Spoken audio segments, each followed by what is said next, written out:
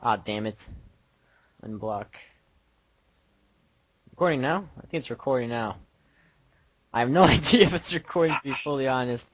I'm just going to guess it's recording, and if it is recording, then welcome. This is Longshot937, and I'm joined here by my friend. Please introduce yourself. Shadowrunner 4D. Shadowrunner 4D. Yeah! And we are going to talk about what happened at the Royal Rumble, because it was so fantastic and awesome. We just had to talk about it. Oh. No, definitely not fantastic, and definitely not awesome. Well, that's his opinion. That's the black man's opinion so far. Well, we're gonna narrow it out. Let's start with the beginning of it. Edge versus Dolph Ziggler. Condition of the match: the spear was outlawed by Vicky Guerrero. I think the match was pretty good, actually. I think that was probably the best match of the night. I give this match a 3.5. This for the reason it wasn't bad, but it wasn't great.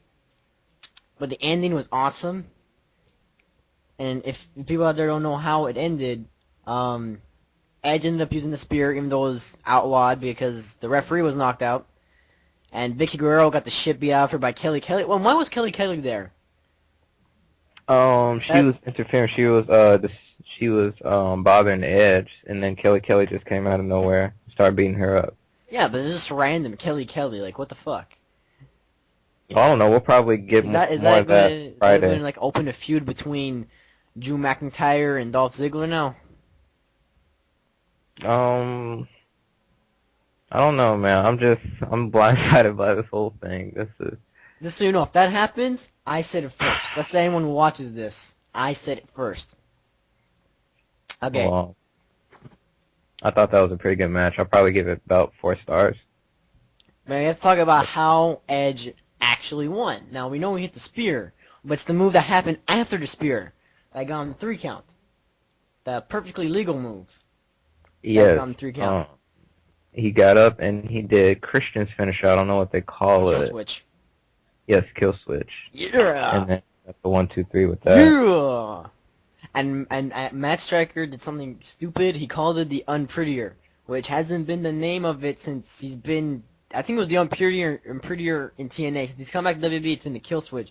So Matt Striker, congratulations, you fucked up again, and you fuck up like 3 other times in the night. So congratulations to you. You're like the worst commentator ever. Fucking bastard. And yeah, I think that's pretty much it. On the fake out, Edge's fake out was hilarious. He hits the spear, Ziggler goes flying, and he pretends to knock out like he's Ed Guerrero over there.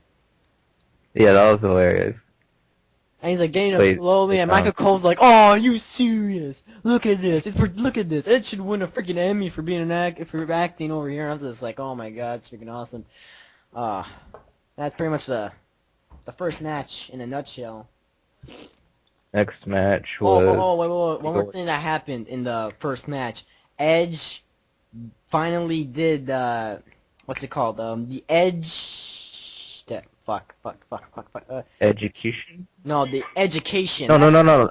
The Education. Yeah, with that leg modified sharpshooter. Edge hasn't done that in forever. They made him start using the freaking actual sharpshooter. He fucking did the Education to Dolph Ziggler. I was like, tap out, man. Just fucking tap out so you can use that more often. And wasn't lucky enough.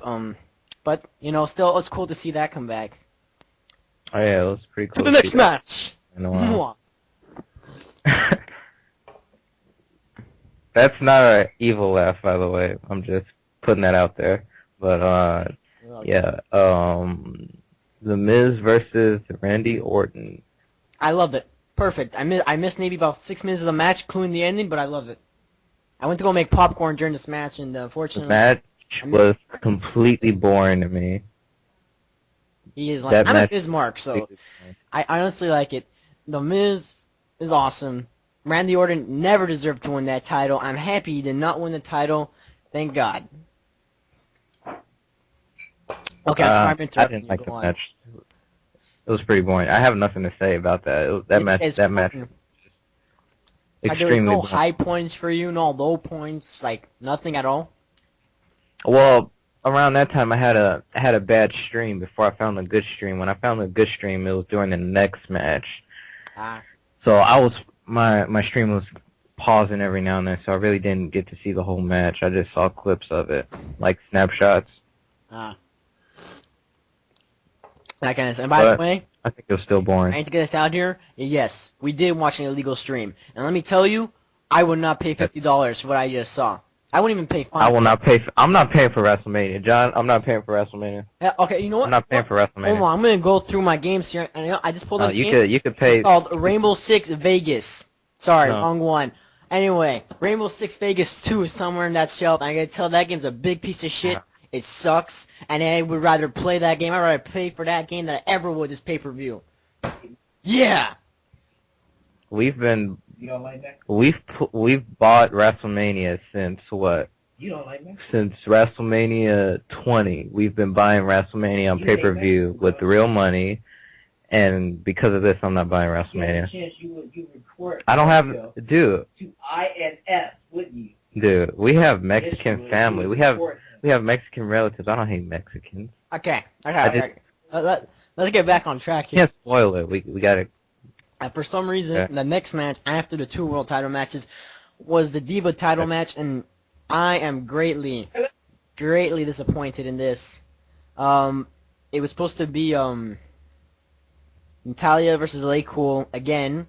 The Raw GM says Michael Cole is annoying or some shit like that, and he said to me a fatal 4-way.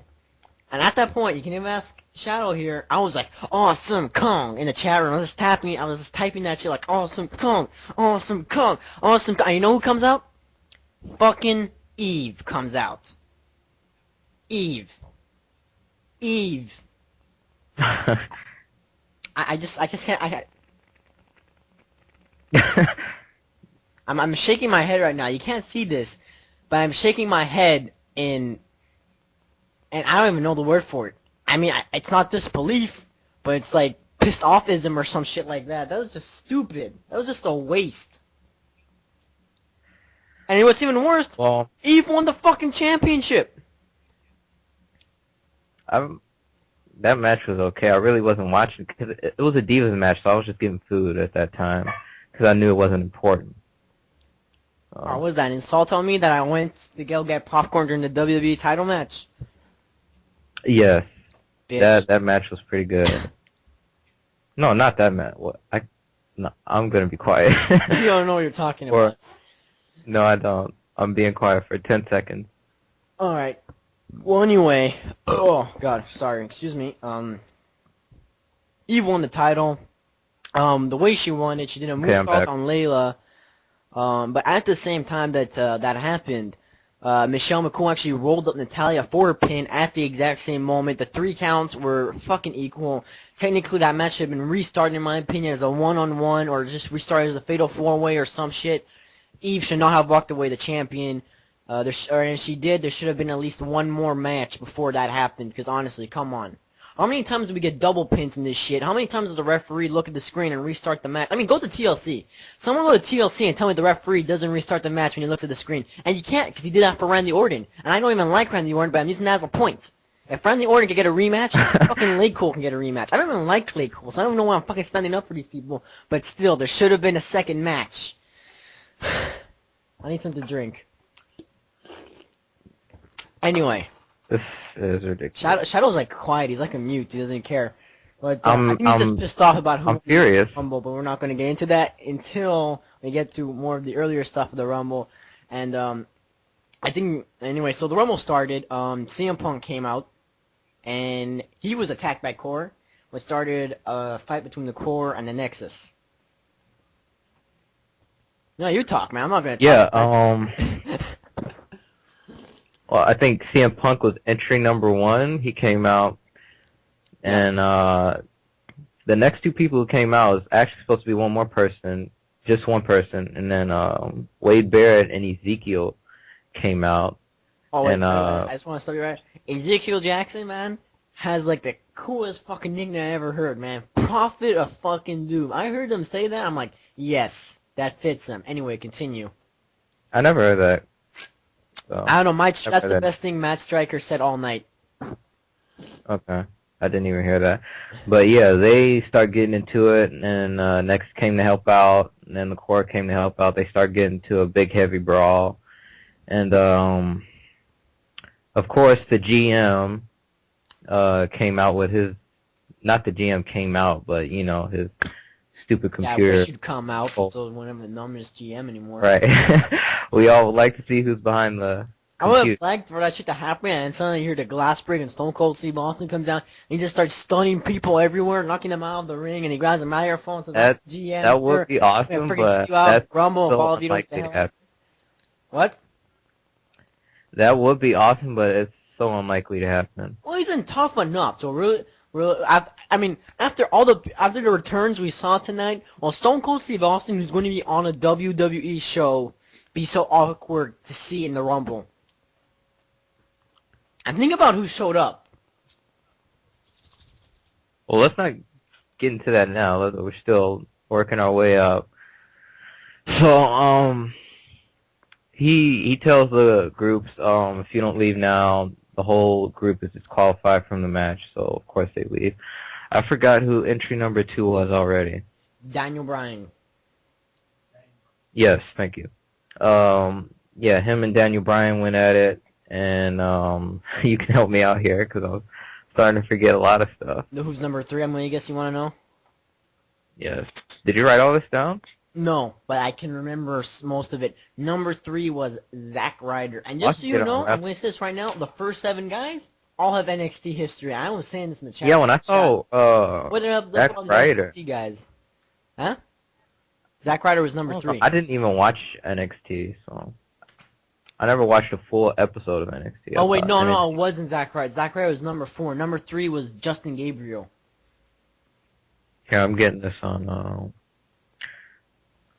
Justin Gabriel, he did okay. He ended up getting his what do you call it?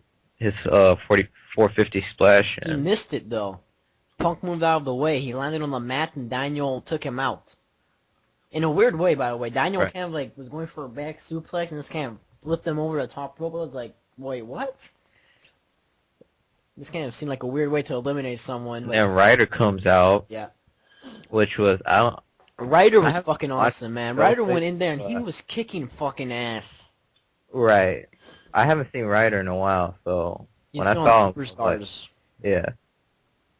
yeah. So it's and Superstar sucks. Nobody watched that, but he came in and he put in some work. Yeah, And, he freaking nailed CM Punk with the Rough Rider before he went. Which, by the way, CM Punk, Yeah. they got a lot of punishment that night. They did it that much. But anyway, after It was William Regal. was it William Regal? When You he have a came list out, of it? yeah, Okay, I'm reading it on WrestleZone. all right, William Regal came out. that was. He looked out of shape, but you when he kidding me? came in, William he Regal was did fucking he did. I give him props. I mean, I give him props. He did when he came in. He did work on everybody. He did the knee trembler on The Trumbull. I don't know who he did it on. He did it on somebody. I think he did. But with yeah, CM Punk. he owned. Yeah, William Regal did pretty good. Oh yeah, William Regal Yeah. and Daniel Bryan went at it. Yeah, and if you don't know, Regal trained Bryan, so it was actually cool to see that, especially for me, who's like a gigantic wrestling fan and likes to find this shit out.